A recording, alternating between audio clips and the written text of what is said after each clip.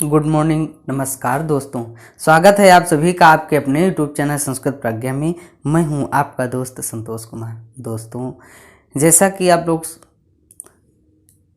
जानते हैं और इस समय एडमिट कार्ड भी निकल रहे हैं।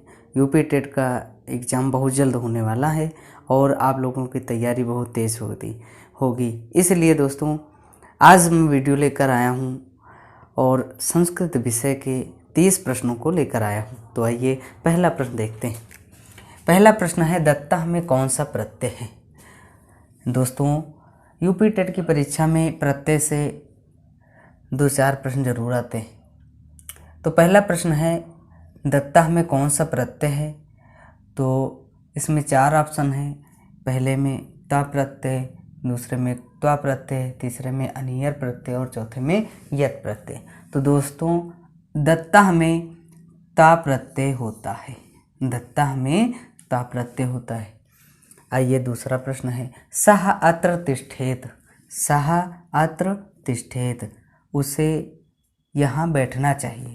तो तिष्ठेत शब्द में मूल धातु तथा लकार कौन सा है? इसमें मूल धातु और लकार बताना है।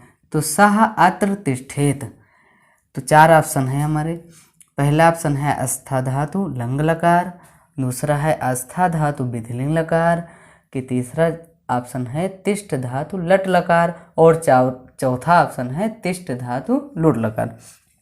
तो दोस्तों, सः अत्र तिष्ठेत में आस्था धातु विधिलिंग लकार होता है। दूसरा प्रश्न हो गया। आइए तीसरा प्रश्न देखते हैं।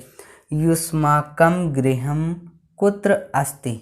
युष्माकं गृहं कुत्र अस्ति, तुम्हारा घर कहाँ है? इस वाक्य में सर्वनाम कौन है? दोस्तों, तीसरा प्रश्न है, युष्माकं गृहं कुत्र अस्ति, इस वाक्य में सर्वनाम बताना है। तो सर्वनाम कौन सा है? पहला ऑप्शन है युष्माकं, दूसरा ऑप्शन है गृहं, तीसरा कुत्र, चौथा अस्ति। तो इसमें सर्वनाम शब्द है युष्माकं। युष्माकं सर्वनाम शब्द है। आइए अगला प्रश्न दोस्तों। अस धातु लंग लकार मध्यम पुरुष द्विवचन का रूप है। अस धातु लंग लकार मध्यम पुरुष द्विवचन का कौन सा रूप है?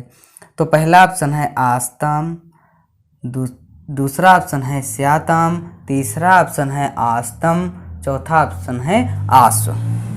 तो दोस्तों, चौथा प्रश्न हम देख रहे हैं, अस धातु लंग लकार मध्यम पुरुष द्विवचन का रूप होता है। तो अस धातु लंग लकार मध्यम पुरुष का द्विवचन में रूप बनता है आस्तम। ये हो गया चौथा प्रश्न। आइए पांचवा देखते हैं। आता है, आता है, जाता है। तो आता है के लिए संस्कृत में क्रिया प्रयुक्त होगी। अब इसमें इस प्रश्न में दोस्तों क्रिया बतानी है। तो वह आता है जैसे, तो आने की संस्कृत आने की क्रिया धातु क्या होगी? तो प्रतिगच्छति पहला ऑप्शन है, दूसरा ऑप्शन है निर्गच्छति, तीसरा ऑप्शन है आगच्छति, चौथा है अवगच्छति। तो आता है आने की संस्कृत होती है आना जो है क्रिया है और क्रिया की संस्कृति होती है आगच्छति। आगच्छति माने आता है। छठवां प्रश्न देखते हैं दोस्तों। निम्नलिखित में कौन सा पद अव्यय है? अब इस प्रश्न में अव्यय बताना है। निम्नलिखित में कौन सा पद अव्यय है? पहला ऑप्शन है राम, दूसरा ऑप्शन है लता, तीसरा है यथा, चौथा है गुरु। तो अव्यय बताना है। ये तो सर्वनाम हो गया, ये भी सर्वनाम हो गया और ये होगा अव्यय पद। निम्नलिखित में कौन सा पद अव्यय है? राम, लता, यथा, गुरु। तो इसमें जो है यथा शब्द अव्यय होगा। अगला प्रश्न देखते हैं, नंबर 7। ज्ञात्वा में कौन सी धातु है? ज्ञात्वा में कौन सी धातु है? तो पहला ऑप्शन है ज्ञा धातु, दूसरा ऑप्शन है ज्ञात, तीसरा है ज्ञा, चौथा है ज्ञान। तो ज्ञात्वा में ज्ञा धातु होता है। अगला प्रश्न है, पुष्पम में कौन सा लिंग होता है? पुष्पम शब्द में कौन सा लिंग होता है? तो जैसा कि पुष्पम का शब्द रूप होता है पुष्पम पुष्पे पुष्पाणि, फलम फले फलानि। तो इसमें नपुंसक लिंग होता है, ना स्त्रीलिंग ना पुल्लिंग, नपुंसक लिंग होता है। पुष्पम में नपुंसक लिंग होता है। अगला प्रश्न है प्रतिदिनम में समास है, इसका समास विग्रह होता है दिनम दिनम प्रति। तो प्रतिदिनम में पहला ऑप्शन है कर्मधारय, दूसरा है तत्पुरुष, तीसरा है अव्ययी भाव और चौथा है द्वंद्व। तो प्रतिदिनम में अव्ययी भाव समास होता है। अगला प्रश्न है उपेंद्रः का संधि विच्छेद है, उपेंद्रः का संधि विच्छेद है, उपेंद्रः शब्द का संधि विच्छेद कौन सा होगा? तो 4 ऑप्शन है इसमें। पहला है उपधन इंद्रः, दूसरा ऑप्शन है उप प्लस इंद्रः, और तीसरा है उपा प्लस इंद्र, और चौथा है उपर्युक्त सभी। तो उपेंद्रः का संधि विच्छेद होगा उप प्लस इंद्रः, उप प्लस इंद्रः बराबर उपेंद्रः। अगला प्रश्न है भानुना में विभक्ति है। अब इसमें विभक्ति बताना है दोस्तों।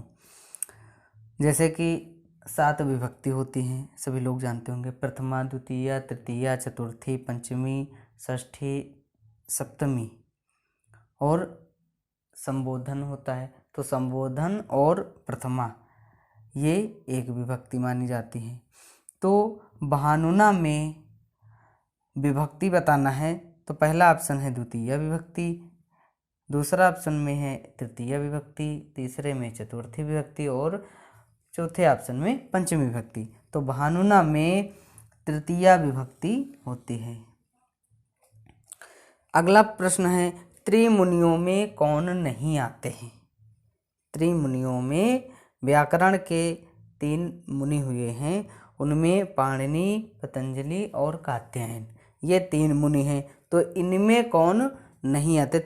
त्रिमुनियों में कौन नहीं आते? तो पहला ऑप्शन है पाणिनि, दूसरा ऑप्शन है पतंजलि और तीसरा है कात्यायन और चौथा है शाक्टायन। तो पाणिनि, पतंजलि और कात्यायन ये 3 मुनि हैं और चौथा ये ऑप्शन जो है शाक्टायन, ये त्रिमुनियों में नहीं गिने जाते हैं। ये दोस्तों अगला प्रश्न देखते हैं। सप्तविंशति शब्द का अर्थ है। सप्तविंशति शब्द का अर्थ, पहला ऑप्शन है 17, दूसरा ऑप्शन है 27, तीसरा ऑप्शन है 37, चौथा ऑप्शन है 47। तो दोस्तों सप्तविंशति शब्द का अर्थ है 27। अगला प्रश्न है भीत्रार्थानां भय हेतु, भीत्रार्थानां भय हेतु सूत्र का प्रयोग किया जाता है। तो पहला ऑप्शन है कर्म कारक में, दूसरा ऑप्शन है करण कारक में, तीसरा ऑप्शन है संप्रदान कारक में और चौथा ऑप्शन है अपादान कारक में। तो भीत्रार्थानां भय हेतु ये पंचमी विभक्ति और अपादान कारक में प्रयोग किया जाता है। अगला प्रश्न देखते हैं दोस्तों। निम्नलिखित में से किसकी वृद्धि संज्ञा नहीं होती है? निम्नलिखित में से किस वर्ण की वृद्धि संज्ञा नहीं होती है? तो दोस्तों आ, औ, आय की वृद्धि संज्ञा होती है, ऐसा आप लोग जानते होंगे, और ओ वर्ण की वृद्धि संज्ञा नहीं होती है। अगला प्रश्न है अकर्मक तथा सकर्मक का संबंध किससे है? अकर्मक और सकर्मक शब्द का संबंध किससे है? तो दोस्तों पहला ऑप्शन है संज्ञा, दूसरा ऑप्शन है सर्वनाम से और तीसरा क्रिया से और विशेषण से। तो अकर्मक तथा सकर्मक का संबंध क्रिया से है। अगला प्रश्न है संधि कहते हैं, संधि कहते हैं 2 वर्णों के मेल को, 2 पदों के मेल को, 2 वाक्यों के मेल को, या इनमें से सभी। तो संधि कहते हैं 2 वर्णों के मेल को। अगला प्रश्न है दोस्तों घनश्याम, घनश्यामः में कौन सा समास है? घनश्यामः में कौन सा समास है? घनश्यामः इसका विग्रह होता है समास विग्रह घन इव श्यामः, तो इसमें समास होगा कर्मधारय। 4 ऑप्शन है तत्पुरुष, अव्ययी भाव, बहुब्रीहि, तो इनमें से कोई नहीं होगा कर्मधारय समास होगा। घनश्यामा में कर्मधारय समास होगा। आइए दोस्तों अगला प्रश्न देखते हैं। संस्कृत में धातु रूप कहते हैं। संस्कृत में धातु रूप कहते हैं। पहला ऑप्शन है संज्ञा को, दूसरा ऑप्शन है सर्वनाम को, तीसरा ऑप्शन है क्रियापद को, चौथा ऑप्शन है प्रत्यय को। तो संस्कृत में धातु रूप कहते हैं क्रियापद को। दोस्तों क्रियापद को धातु रूप कहते हैं। अगला प्रश्न है माहेश्वर सूत्रों की संख्या है। माहेश्वर सूत्रों की कितनी संख्या है? तो पहला ऑप्शन है एकादश, चतुर्दश, त्रयोदश, द्वादश। माहेश्वर सूत्रों की संख्या चतुर्दश है। 14 माहेश्वर सूत्र है। अगला प्रश्न है संस्कृत वर्णमाला में स्वरों को कहते हैं। संस्कृत वर्णमाला में स्वरों को क्या कहते हैं? अच कहते हैं, हल कहते हैं, अल कहते हैं, इनमें से सभी को कहते हैं। तो संस्कृत वर्णमाला में स्वरों को अच कहते हैं। अगला प्रश्न है कौन सा व्यंजन वर्ण 2 बार प्रयोग हुआ है? संस्कृत वर्णमाला में दोस्तों कौन सा व्यंजन वर्ण है जो 2 बार प्रयुक्त हुआ है? तो पहला ऑप्शन है हा, ला, मा, ज। तो व्यंजन वर्णमाला में दोस्तों हा वर्ण 2 बार प्रयोग हुआ है। अगला प्रश्न है माहेश्वर सूत्रों को अन्य किस नाम से जाना जाता है? माहेश्वर सूत्रों को अन्य किस नाम से जाना जाता है? पहला ऑप्शन है शिव सूत्र, गणेश सूत्र, कात्यायन सूत्र कि पतंजलि सूत्र। तो माहेश्वर सूत्र को शिव सूत्र नाम से भी जाना जाता है। अगला प्रश्न है मूल स्वरों की संख्या कितनी है? संस्कृत वर्णमाला में जो मूल स्वर हैं वो कितने हैं? 3 हैं, 5 है, 10 है कि 15 है? तो दोस्तों आ, ई, उ, री, ली, ये जो है 5 वर्ण मूल हैं। ये 5 वर्ण जो हैं ये मूल स्वर कहे जाते हैं। आइए दोस्तों अगला प्रश्न देखते हैं। वृद्धि संज्ञा करने वाला सूत्र है। वृद्धि संज्ञा करने वाला सूत्र है। पहला ऑप्शन है वृद्धिरादेच, अदेंगुड़ा, आदगुड़ा या वृद्धिरेचि। दोस्तों वृद्धि संज्ञा करने वाला सूत्र है वृद्धिरादैच। अगला प्रश्न है राम ने बाण से रावण को मारा। यह एक शब्द है कि राम ने बाण से रावण को मारा। रेखांकित पद में कारक है अर्थात बाण से, इसमें कौन सा कारक है? तो पहला ऑप्शन है करण कारक, कर्म कारक, संप्रदान कारक, अपादान कारक। तो राम ने बाण से रावण को मारा तो इसमें करण कारक होगा दोस्तों। अगला प्रश्न है घ्नन्ति शब्द किस धातु का है? घ्नन्ति शब्द किस धातु का है? हत धातु, हन धातु, घन धातु, इनमें से कोई नहीं। तो घ्नन्ति हंति, हता, घ्नन्ति ऐसा रूप चलता है। तो हन धातु है, हन धातु का घ्नन्ति शब्द है। अगला प्रश्न दोस्तों क्री धातु शब्द का क्या अर्थ है? ये क्री धातु है और क्री शब्द का अर्थ होता है करना। ऑप्शन है खरीदना, करना, बेचना या ले जाना। तो क्री शब्द का अर्थ होगा करना। करोति, कुरुतः, कुर्वन्ति ऐसा इसका जो है शब्द रूप होता है। अगला प्रश्न है वह जाता है संस्कृत में अनुवाद होगा। वह जाता है इसका संस्कृत में अनुवाद होगा दोस्तों सह गच्छति या तेन गच्छता, तौ गच्छथ, ये सभी। तो इसका सही उत्तर होगा सह गच्छति। वह जाता है संस्कृत में अनुवाद होगा सह गच्छति। अगला प्रश्न है और हमारी वीडियो का आज का अंतिम प्रश्न है संस्कृत शब्द रूपों